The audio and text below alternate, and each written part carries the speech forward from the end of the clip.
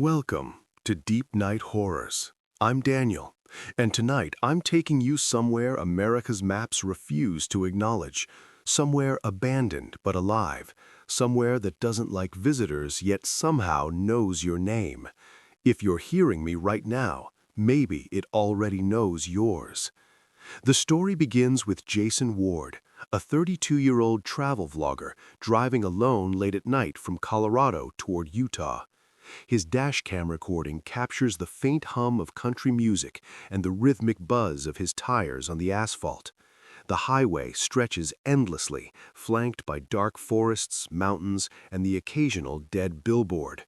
Jason loves the thrill of late-night road trips, filming abandoned towns and ghostly highways for his channel. But tonight, the thrill would turn into a nightmare he could never escape. It started when his GPS blinked violently, recalculating a route he hadn't asked for. A single blinking line appeared on the screen, an instruction he hadn't requested. Recalculating. Greywyck.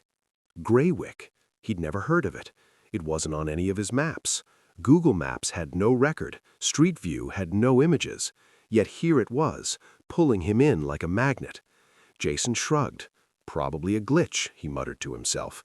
But the road to Greywyck appeared immediately on his left. A rusty metal sign protruded from the overgrown shoulder. Left, Greywyck, 12 miles. Something about the sign unsettled him. It was crooked, chipped, ancient, but unnervingly deliberate, as if it had been placed there just for him. Perfect, he said, voice shaking slightly. A ghost town, new content. As he turned onto the dirt road, the forest seemed to close behind him. The air grew colder, heavier, unnaturally silent.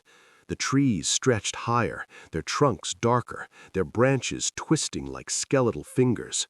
Leaves didn't flutter, they vibrated, almost like they were watching him. The headlights illuminated something moving at the edge of his vision.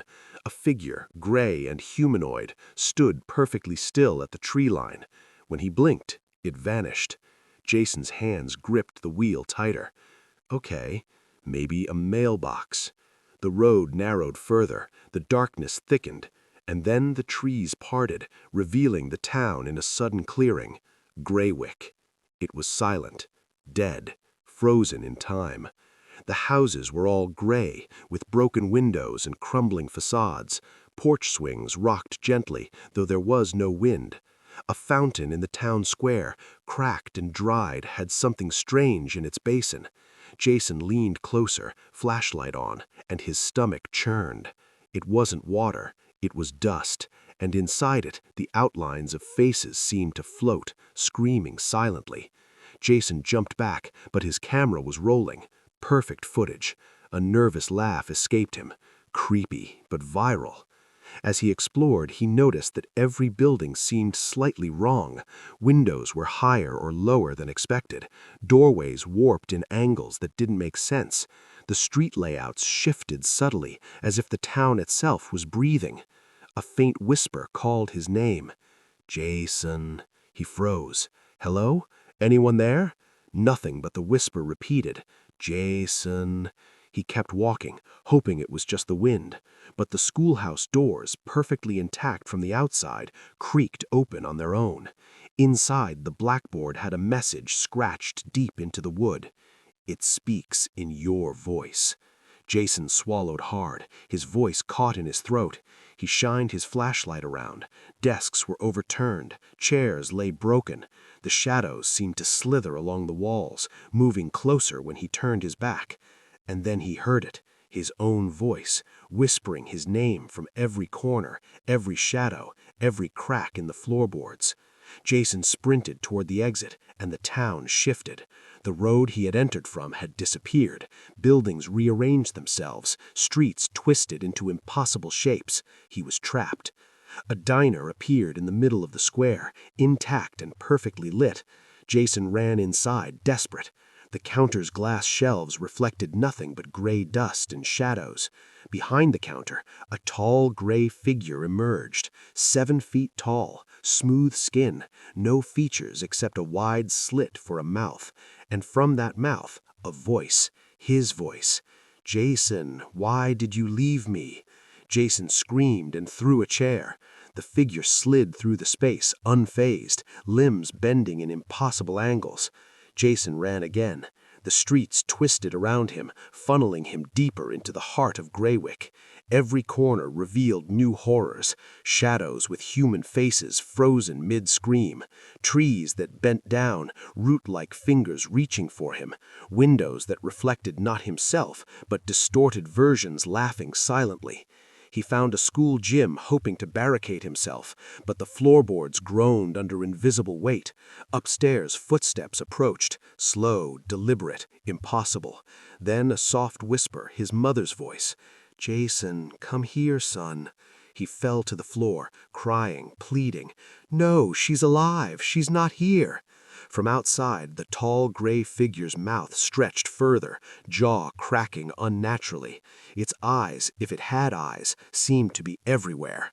He bolted, taking alleyways that reformed behind him. The town was alive, hunting, learning his patterns. He stumbled into a church, praying silently. The altar had carvings, deep scratches forming words he didn't recognize. Then a familiar figure appeared, another version of himself, gray, hollow, and whispering his deepest fears. Jason tried to fight it, but each strike passed through, as if hitting smoke. His reflection laughed at him from mirrors he never saw before. He felt the town's pulse through the floor, the walls, the air. Every beat of his heart echoed in Greywyck. He ran until he collapsed in the central square. The fountain erupted with gray dust and screaming faces. And then headlights, blinding, sudden. A truck barreled into the square, a driver yelling for him to get in. Jason slammed the door. The town behind him seemed to melt and reassemble, stretching in impossible angles. The driver glanced at him, his eyes pitch black, smooth face, smile stretched like the creature he escaped. "You're lucky. Greywyck doesn't let people leave, but maybe it wanted you to survive, for now." Jason's dashcam footage ends there. No one knows if he truly escaped. Greywyck, some say, appears only on Highway 70 at 3 a.m., a town that calls your name in your own voice. If you're listening to this now, maybe Greywyck has already noticed you. Don't respond, don't turn, don't breathe too loud.